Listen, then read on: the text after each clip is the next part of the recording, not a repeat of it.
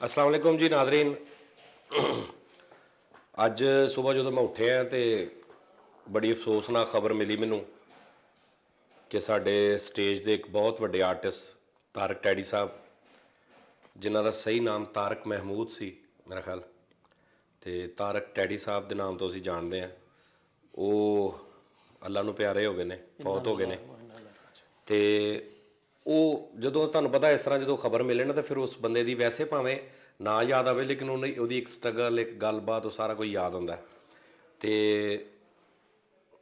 ਅੱਲਾਹ ਪਾਕ ਉਹਨਾਂ ਨੂੰ ਗਰੀਕੇ ਰਹਿਮਤ ਕਰੇ ਔਰ ਉਹਨਾਂ ਨੂੰ ਆਪਣੀ ਰਹਿਮਤ ਦੇ ਸਾਏ ਥੱਲੇ ਰੱਖੇ। ਬੜੇ ਅੱਛੇ ਆਰਟਿਸਟ ਸੀ, ਬੜੇ ਤੇਜ਼ ਆਰਟਿਸਟ ਸੀ। ਸਟੇਜ ਦੇ ਵਿੱਚ ਸਪੀਡ ਜਿਹੜੀ ਵਧਾਈ ਹੈ ਨਾ ਗੱਲ ਦੀ, ਉਹ ਤਾਰਕ ਟੈਡੀ ਸਾਹਿਬ ਨੇ ਵਧਾਈ।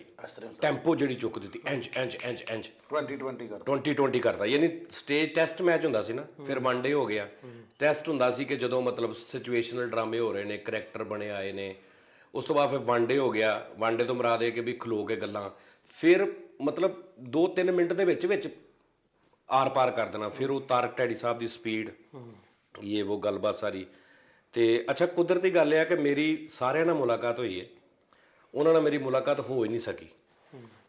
ਤੇ ਫੋਨ ਮੈਨੂੰ ਇੱਕ ਦਿਨ ਆਇਆ ਸੀ 6-7 ਮਹੀਨੇ ਪਹਿਲੇ ਕਿ ਮੈਂ ਇਸ ਤਰ੍ਹਾਂ ਚੈਨਲ ਬਣਾਉਂਦਾ। ਮੈਂ ਕਿਹਾ ਤੁਸੀਂ ਸਰ ਬਣਾਓ ਚੈਨਲ ਤੇ ਮੈਂ ਆ ਜਾਵਾਂਗਾ, ਕੋਈ ਮਸਲਾ ਨਹੀਂ। ਫਿਰ ਦੁਬਾਰਾ ਮੈਨੂੰ ਪਤਾ ਲੱਗਦਾ ਰਿਹਾ ਕਿ ਉਹਨਾਂ ਦੇ ਕੁਝ ਮਸਾਇਲ ਵੀ ਚੱਲ ਰਹੇ ਨੇ ਲਾਈਫ 'ਚ, ਕੁਝ ਪਰੇਸ਼ਾਨ ਨੇ, ਮੁਲਾਕਾਤ ਹੋ ਨਹੀਂ ਸਕੀ। ਫੈਸਲ ਨੇ ਤਾਂ ਬੜਾ ਕੰਮ ਕੀਤਾ ਉਹਨਾਂ ਦੇ ਨਾਲ। ਹਾਂਜੀ ਉਸਤਾਦ ਜੀ, ਹੈ ਨਾ, ਕੀਤੇ ਨੇ ਸਟੇਜ ਕੀਤੇ, ਨਾਜ਼ ਦੇ ਵਿੱਚ ਵੀ ਕੀਤਾ, ਮੁਨਰਵਾ 'ਚ ਵੀ ਕੀਤਾ, ਹਾਂ, ਫਿਰ ਸ਼ਬਨਮ 'ਚ ਕੀਤਾ ਉਹਨਾਂ ਨਾਲ। ਉਸਤਾਦ ਜੀ ਬੜੇ ਹਸਮੁਖ ਸੀਗੇ, ਸਾਰਿਆਂ ਦੇ ਨਾਲ ਪਿਆਰ ਮੁਹੱਬਤ। ਔਰ ਫੈਸਲਾਬਾਦ ਦੇ ਸੀ ਨਾ ਬੇਸਿਕਲੀ। ਹਾਂਜੀ ਉਸਤਾਦ ਜੀ, ਨਿਸ਼ਾਤਾਬਾਦ ਦੇ, ਨਿਸ਼ਾਤਾਬਾਦ ਦੇ, ਫੈਸਲਾਬਾਦ ਦੇ ਉਸਤਾਦ ਜੀ। ਤੁਹਾਡੇ ਨਾਲ ਕੋਈ ਐਸਾ ਵਾਕਿਆ ਜਾਂ ਕੋਈ ਗੱਲਬਾਤ ਉਹਨਾਂ ਦੀ ਯਾਦ? ਮੈਂ ਇੱਕ ਡਰਾਮਾ ਕੀਤਾ ਸੀਗਾ, ਉਹਦੇ ਵਿੱਚ ਤਾਰਕ ਟੈਡੀ ਸਾਹਿਬ ਮੇਰੇ ਬੇਟੇ ਬਣੇ ਸਨ ਨਾਜ਼ ਦੇ ਵਿੱਚ। ਤੇ ਉਹ ਮੈਨੂੰ ਨਾ ਕਹਿੰਦੇ ਮੈਂ ਆਣਾ ਵਾ ਤੇ ਤੂੰ ਪੋਰਸ਼ਨ ਚੁੱਕ ਕੇ ਰੱਖਣਾ ਵਾ। ਮੈਂ ਕਿਹਾ ਠੀਕ ਹੈ ਭਾਈ, ਮੈਂ ਚੱਕ ਕੇ ਰੱਖਾਂਗਾ। ਤੇ ਉਹ ਨਾ ਉਸਤਾਦ ਜੀ ਪਬਲਿਕ ਬੜੀ ਓਵਰ ਬੈਕ ਸ਼ੋ ਤੇ ਖਾਪੀ ਖੱਪ ਪਈ ਹੋਈ। ਤੇ ਮੈਂ ਕਿਹਾ ਭਾਈ ਨੂੰ ਪਬਲਿਕ ਤੇ ਬੈਠਣ ਦਿਓ। ਇਹ ਉਹ ਕਹਿੰਦੇ ਮੈਨੂੰ ਨਹੀਂ, ਮੈਨੂੰ ਕਲੈਪਾਂ ਚਾਹੀਦੀਆਂ ਵਾ ਇੱਥੇ। ਉਹ ਤੇ ਫਿਰ ਉਹ ਵਾਲਾ ਮੈਂ ਸੀ, ਰਫੀਕ ਬਬਲੂ ਸਾਹਿਬ ਸਨ, ਹੋਰ ਦੋਸਤ ਸਨ। ਅਸੀਂ ਫਿਰ ਨਾ ਸ਼ੇਰੋ ਸ਼ਾਇਰੀ ਸ਼ੁਰੂ ਕੀਤੀ, ਕਲੈਪਾਂ ਹੋਈਆਂ। ਫਿਰ ਉਹ ਆਏ ਨੇ ਤੇ ਭਾਈ ਛਾ ਗਏ ਨੇ। ਇਸ ਤਰ੍ਹਾਂ ਕਰਕੇ ਉਸਤਾਦ ਜੀ ਨਾਮ ਵੇਖੋ ਕਿਸ ਤਰ੍ਹਾਂ ਆ। ਹਰ ਫਨਕਾਰ ਕੀ ਇੱਕ ਦੂਸਰੇ ਨੂੰ ਕਹਿ ਰਿਹਾ ਭਾਈ ਜਾ ਏਡਾ ਤੂੰ ਟੈਡੀ, ਏਡਾ ਤੂੰ ਟੈਡੀ। ਸਹੀ ਨਾਮ ਵੇਖੋ, ਏਡਾ ਤੂੰ ਤਾਰਕ ਟੈਡੀ। ਨਹੀਂ ਕਿਹਾ। ਔਰ ਉਹਨਾਂ ਦਾ ਜਦੋਂ ਨਾਮ ਆਵੇ ਨਾ ਤੇ ਫਿਰ ਨਾਲ ਇੱਕ ਹੋਰ ਨਾਮ ਵੀ ਆਉਂਦਾ, ਮਸਤਾਨਾ ਸਾਹਿਬ ਦਾ। ਹਾਂ, ਹੈ ਨਾ, ਮਸਤਾਨਾ ਸਾਹਿਬ ਦੇ ਨਾਲ ਉਹਨਾਂ ਦਾ ਮੇਨ, ਬਲਕਿ ਉਹਨਾਂ ਦੀ ਜਿਹੜੀ ਮੇਰੇ ਹਿਸਾਬ ਨਾਲ ਸ਼ੋਹਰਤ ਦੀ ਵਜ੍ਹਾ ਸੀ ਨਾ ਬਹੁਤ ਜ਼ਿਆਦਾ, ਉਹ ਮਸਤਾਨਾ ਸਾਹਿਬ ਦੇ ਨਾਲ ਜਿਹੜਾ ਉਹਨਾਂ ਦਾ ਇੱਕ ਮੈਚ ਪੈਂਦਾ ਸੀ ਨਾ ਸਟੇਜ ਤੇ, ਉਹ ਵੀ ਬਹੁਤ ਜ਼ਿਆਦਾ ਸੀ। ਔਰ ਮਸਤਾਨਾ ਸਾਹਿਬ ਨੇ ਵੀ ਬੜੀ ਉਹਨਾਂ ਨੂੰ ਸਪੋਰਟ ਕੀਤੀ, ਕਿਉਂਕਿ ਮਸਤਾਨਾ ਸਾਹਿਬ ਤੇ ਇੱਕ ਲੈਜੈਂਡ ਸੀ ਪਹਿਲੇ ਹੀ। ਟੈਡੀ ਸਾਹਿਬ ਆਏ ਸੀ ਔਰ ਉਹਨਾਂ ਨੇ ਬੜੀ ਮੁਹੱਬਤ ਕੀਤੀ, ਔਰ ਟੈਡੀ ਸਾਹਿਬ ਨੇ ਵੀ ਬੜੀ ਕੀਤੀ।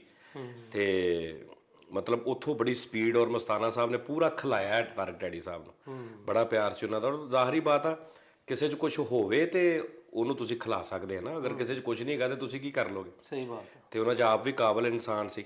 ਬਹਰਹਾਲ ਇਹ ਹੈ ਕਿ ਅੱਲਾਹ ਪਾਕ ਉਹਨਾਂ 'ਤੇ ਆਪਣੀ ਰਹਿਮਤ ਕਰੇ, ਔਰ ਸਾਰੇ ਉਹਨਾਂ ਲਈ ਦੁਆ ਕਰੋ। ਔਰ ਗੱਲ ਇਹ ਹੁੰਦੀ ਹੈ ਕਿ ਅਮਾਨ ਸਾਹਿਬ ਗਏ ਜਾਂ ਬੜੇ ਬੜੇ ਆਰਟਿਸਟ ਜਾਂ ਹਰ ਬੰਦੇ ਨੇ ਮਰ ਜਾਣਾ, ਲੇਕਿਨ ਜਦੋਂ ਇਸ ਤਰ੍ਹਾਂ ਕੋਈ ਪਤਾ ਚੱਲਦਾ ਨਾ ਕਿਸੇ ਦਾ, ਤੇ ਫਿਰ ਉਹ ਕੁਦਰਤੀ ਨਾ ਆਪਣਾ ਵੀ ਇੱਕ ਜ਼ੇਨ 'ਚ ਹੁੰਦਾ ਕਿ ਯਾਰ ਜਿੱਦਾਂ ਅਸੀਂ ਅੱਜ ਚੱਲ ਰਹੇ ਹਾਂ, ਇਸ ਤਰ੍ਹਾਂ ਹੀ ਕਿਸ ਟਾਈਮ ਉਹ ਚੱਲ ਰਹੇ ਹੋਣਗੇ। ਤਾਰਕ ਟੈਡੀ ਸਾਹਿਬ ਤੇ ਦੌਰ ਸੀ, ਮਤਲਬ ਹਾਈਐਸਟ ਪੇਮੈਂਟ ਸੀ ਉਹਨਾਂ ਦੀ। ਕਿਉਂ ਫੈਸਲ? ਬਿਲਕੁਲ ਉਸਤਾਦ, ਮਤਲਬ ਵੀਕ ਦੀ ਪੇਮੈਂਟ ਉਹਨਾਂ ਦੀ ਇੰਨਾ ਵਿਕਦੇ ਸੀ ਉਹ। ਔਰ ਮਜਬੂਰੀ ਸੀ ਸਾਰੇ ਥੀਏਟਰ ਵਾਲਿਆਂ ਦੀ, ਤਾਰਕ ਟੈਡੀ ਸਾਹਿਬ ਤੇ ਇਹ ਰੂਜ ਸੀ। ਲੇਕਿਨ ਉਹ ਜਿਹੜਾ ਸਦਾ ਰੂਜ ਆ, ਸਦਾ ਗੱਲਬਾਤ ਆ, ਉਹਦੀ ਬਾਦਸ਼ਾਹੀ ਹੈ। ਵੱਡੇ ਵੱਡੇ ਬਾਦਸ਼ਾਹ ਨਹੀਂ ਰਹੇ, ਵੱਡੇ ਵੱਡੇ ਰਹੇ ਕੋਈ ਨਹੀਂ। ਤੇ ਗੱਲ ਇਹ ਹੈ ਕਿ ਉਹ ਅਸੀਂ ਵੀ ਚਲੇ ਜਾਣਾ, ਤੁਸੀਂ ਵੀ ਚਲੇ ਜਾਣਾ, ਅਸੀਂ ਵੀ ਚਲੇ ਜਾਣਾ। ਤੇ ਬਸ ਇਹ ਹੀ ਹੈ, ਥੋੜ੍ਹਾ ਬੰਦਾ ਸੋਚੇ ਕਿ ਯਾਰ ਮਰ ਜਾਣਾ ਇੱਕ ਦਿਨ ਸਾਰਿਆਂ ਨੇ, ਇੱਥੇ ਛੱਡ ਜਾਣਾ ਸਭ ਕੁਛ, ਨਾਮ ਦੌਲਤ, ਪੈਸਾ, ਸ਼ੋਹਰਤ, ਰਿਸ਼ਤੇ, ਔਲਾਦ, ਬੀਵੀ, ਮਾਂ ਪਿਓ, ਜੋ ਜੋ ਵੀ ਹੈ, ਜੋ ਜੋ ਵੀ ਤੁਹਾਡੀ ਲਾਈਫ 'ਚ ਚੱਲਦੇ ਸਰਕੜਾਂ 'ਚ ਇੱਕਦਮ ਬੰਦਾ ਖਤਮ। ਔਰ ਲਾਈਫ ਐਸੀ ਆ ਕਿ ਫਰੀਦ ਸਾਹਿਬ ਤੁਸੀਂ ਦੇਖੋ ਨਾ, ਹੁਣ ਵਕਤ ਕਹਿੰਦੇ ਨੇ ਕਿ ਸੁਣਿਆ ਨਾ ਕਿ ਸਭ ਤੋਂ ਵੱਡਾ ਮਰਹਮ ਜਿਹੜਾ ਵਕਤ ਆ, ਵਕਤ ਤੋਂ ਵੱਡਾ ਮਰਹਮ ਕੋਈ ਨਹੀਂ। ਮਰਹਮ ਦਵਾਈ ਕਹਿੰਦੇ ਨੇ। ਹੁਣ ਵਕਤ ਦੀ ਦਵਾਈ ਨਾਲ ਕੀ ਕੰਬੀਨੇਸ਼ਨ ਆ ਕਿ ਮੇਰਾ ਬਾਪ ਫੌਤ ਹੋਇਆ, ਤੇਰਾ ਬਾਪ, ਜਾਂ ਜਿਨ੍ਹਾਂ ਦੇ ਮਾਂ ਫੌਤ ਹੋ ਗਈ, ਬਾਪ ਫੌਤ ਹੋਇਆ, ਅਗਰ ਉਹਨਾਂ ਦੇ ਜ਼ਿੰਦਾ ਹੋਣ, ਮਤਲਬ ਮੇਰਾ ਬਾਪ ਜ਼ਿੰਦਾ ਹੋਵੇ ਤੇ ਮੈਨੂੰ ਕੋਈ ਬੰਦਾ ਆ ਕੇ ਬਹਿ ਕੇ ਕਵੇ ਕਿ ਸਜਾਦ ਸਾਹਿਬ ਸੋਚੋ ਜ਼ਰਾ ਤੁਹਾਡਾ ਬਾਪ ਮਰ ਜਾਏ, ਮੈਂ ਸੋਚ ਹੀ ਨਹੀਂ ਸਕਦਾ। ਅਗਰ ਹੋਵੇ ਤੇ ਮੇਰਾ ਬਾਪ, ਮੈਂ ਸੋਚ ਨਹੀਂ ਸਕਦਾ, ਬਲਕਿ ਉਹਨੂੰ ਮੈਂ ਕਹਾਂਗਾ ਤੂੰ ਇਹ ਕੀ ਬਕਵਾਸ ਕਰ ਰਿਹਾ, ਯਾਨੀ ਮੇਰਾ ਅੰਗ ਅੰਗ ਮੰਨੇਗਾ ਹੀ ਨਹੀਂ। ਲੇਕਿਨ ਉਹ ਹੋਣਾ ਵਾ, ਲੇਕਿਨ ਮੈਂ ਨਹੀਂ ਮੰਨਾਂਗਾ ਉਸ ਟਾਈਮ। ਇਸ ਤਰ੍ਹਾਂ ਹੀ ਹੈ ਨਾ ਕਿ ਤੈਨੂੰ ਮੈਂ ਕਹਾਂ ਫਰੀਦ ਤੇਰੇ ਅੱਬੂ ਹੋਣ ਮਾਸ਼ਾਅੱਲਾ ਸਿਹਤਮੰਦ ਹੋਣ, ਤੇ ਮੈਂ ਤੈਨੂੰ ਕਹਾਂ ਫਰੀਦ ਜੇ ਤੇਰੇ ਅੱਬੂ ਮਰ ਜਾਣ ਤੇ ਸੋਚ, ਤੂੰ ਸੋਚ ਨਹੀਂ ਸਕੇਗਾ। ਲੇਕਿਨ ਯਾਨੀ ਇੰਨੀ ਮੁਹੱਬਤ ਹੁੰਦੀ ਆ, ਲੇਕਿਨ ਫਿਰ ਉਹ ਮਰਦੇ ਵੀ ਆ, ਫਿਰ ਮਰਦੇ ਵੀ ਹੈ ਨਾ। ਅੱਛਾ ਹੁਣ ਇੰਜ ਲੱਗਦਾ ਕਿ ਅਗਰ ਇਹ ਮਤਲਬ ਬਾਪ ਦੇ ਗੱਲ ਨਹੀਂ ਸੁਣ ਰਿਹਾ, ਗੱਲ ਨਹੀਂ ਕੁਛ ਕਰ ਰਿਹਾ, ਬਾਪ ਦੇ ਖਿਲਾਫ ਜਾਂ ਇਦਾਂ ਦੀ ਮਤਲਬ ਮਰਨ ਵਾਲੀ, ਤੇ ਜੇ ਇਹਦਾ ਬਾਪ ਮਰ ਗਿਆ ਤੇ ਇਹ ਕਿੱਦਾਂ ਰਹੇਗਾ, ਇਹਦੇ ਨਾਲ ਵੀ ਮਰ ਜਾਏਗਾ ਜਿੰਨੀ ਮੁਹੱਬਤ ਕਰਦਾ। ਲੇਕਿਨ ਤੂੰ ਵੀ ਜੀ ਰਿਹਾ, ਮੈਂ ਵੀ ਜੀ ਰਿਹਾ, ਹੱਸ ਵੀ ਰਿਹਾ ਸੀ। ਜਿਸ ਦਿਨ ਪਤਾ ਲੱਗਦਾ ਕਿ ਤੁਹਾਡਾ ਬਾਪ, ਅੱਜ ਉਹਨਾਂ ਦੇ ਜਿਹੜੇ ਬੇਟੇ ਨੇ, ਅੱਜ ਉਹਨਾਂ ਦੇ ਜੋ ਬੀਤਰੀ ਹੋਏਗੀ ਤਾਰਕ ਟੈੜੀ ਸਾਹਿਬ ਦੇ ਬੇਟੇ ਦੇ, ਮਤਲਬ ਅੱਲਾਹ ਪਾਕ ਸਾਰਿਆਂ ਨੂੰ ਸਿਹਤ ਤੰਦਰੁਸਤੀ ਦੇਵੇ ਸਾਰੇ ਦੇ। ਮੈਨੂੰ ਪਤਾ ਲੱਗਾ ਜੀ ਮੇਰੇ ਬਾਪ, ਜਾਂ ਕਿਸੇ ਨੂੰ ਪਤਾ ਲੱਗਦਾ ਤੁਹਾਡੇ ਬਾਪ ਸੌਰੀ ਜੀ ਫੌਤ ਹੋ ਗਏ, ਇਹ ਪਹਿਲੀ ਖਬਰ। ਉਹ ਇੱਕ ਪਹਾੜ ਟੁੱਟਦਾ 1 ਘੰਟੇ ਬਾਅਦ, 2 ਘੰਟੇ ਬਾਅਦ, 3 ਘੰਟੇ ਬਾਅਦ, 1 ਦਿਨ ਬਾਅਦ, ਦੂਜੇ ਦਿਨ ਬਾਅਦ, ਤੀਜੇ ਦਿਨ ਬਾਅਦ। ਅੱਛਾ ਉਹ ਕੌਣ ਤੁਹਾਨੂੰ ਸਕੂਨ ਉਹਨੂੰ ਖਤਮ ਕਰ ਰਿਹਾ ਹੁੰਦਾ?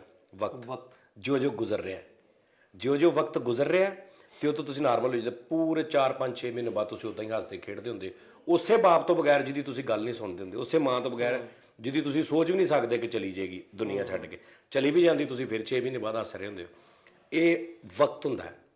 ਤੇ ਅੱਜ ਅੱਲਾਹ ਪਾਕ ਉਹਨਾਂ ਨੂੰ ਸਬਰ ਦੇਵੇ, ਤਾਰਕ ਟੈੜੀ ਸਾਹਿਬ ਦੇ ਬੇਟਿਆਂ ਨੂੰ, ਉਹਨਾਂ ਦੇ ਬੱਚਿਆਂ ਨੂੰ, ਉਹਨਾਂ ਦੀ ਲਾਈਫ 'ਚ ਜਿਹੜੇ ਅਖਲੇ ਖਾਨਾ ਉਹਨਾਂ ਦੇ ਸਾਰਿਆਂ ਨੂੰ, ਉਹਨਾਂ ਨਾਲ ਪਿਆਰ ਕਰਨ ਵਾਲਿਆਂ ਨੂੰ ਅੱਲਾਹ ਪਾਕ ਬਹੁਤ ਸਬਰ ਦੇਵੇ ਔਰ ਉਹਨਾਂ ਲਈ ਅਗਲੀ ਮੰਜ਼ਿਲ ਆਸਾਨ ਕਰੇ। ਤੇ ਬਸ ਅਸੀਂ ਆਏ ਸੀ ਅੱਜ ਕਿ ਯਾਰ ਅਸੀਂ ਅੱਜ ਹੈ ਨਾ ਉਹਨਾਂ ਲਈ ਮਤਲਬ ਆਏ ਸਾਂ ਆਫਿਸ, ਤੇ ਯਾਰ ਲਾਜ਼ਮੀ ਜਿਹੜਾ ਨਾ ਤੁਹਾਡੇ ਨਾਲ ਸ਼ੇਅਰ ਕਰੀਏ। ਤੁਸੀਂ ਵੀ ਸਾਰੇ ਉਹਨਾਂ ਲਈ ਦੁਆ ਕਰਨਾ, ਆਪਣਾ ਬਹੁਤ ਖਿਆਲ ਰੱਖਣਾ। ਅੱਲਾ ਹਾਫਿਜ਼।